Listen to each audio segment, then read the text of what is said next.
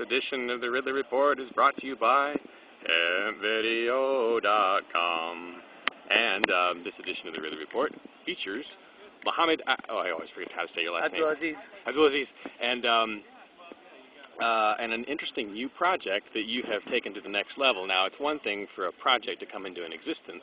Yeah. That happens all the time, and a lot of them die out. But you're actually taking a project to the next level, which I guess I call it the Name Your Bad Law Project. But you probably have a better name for it. No, well, I just call it Survey Project, which it's not exactly about the survey. It's about bringing people from New Hampshire to Liberty.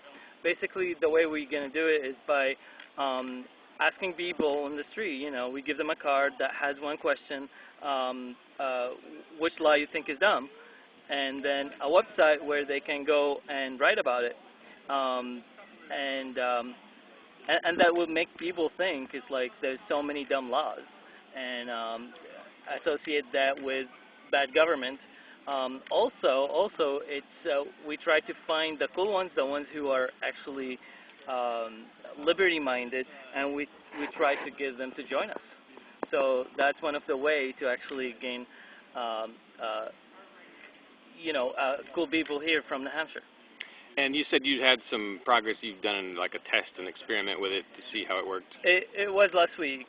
There was a few kinks. Hopefully after Borgfest, I will change it so we can succeed. Yeah. Yeah, I guess one suggestion, just off the cuff, that I would have from my own experience would be just one location. I have had great results in front of Manchester City Hall doing other things. Right. They're similar to this, petitioning basically and stuff like this. You might want to try Manchester City Hall. Actually, yeah, that's one of the places I will be going to. Also, we have the arena, Verizon Arena. They have plenty of events, and for that I'm going to need even a whole lot of many volunteers to hand out cards, because the traffic there is just huge. Yeah, what I have found is I did some petitioning there and was kicked off. Yeah. So you may find that you have another bad law you have to worry about. But I think that this is something probably, if you pushed it, they probably think they would eventually back down, because they'd feel pretty uncomfortable arresting people at a building that they built, with your money. Right. Yeah. But it might require some sacrifice to get to that point. Yeah. So there's a few things I need. I really need volunteers. People who come in and hand those cards. You don't have to talk to people much, except hand them the card and tell them which law you think is bad.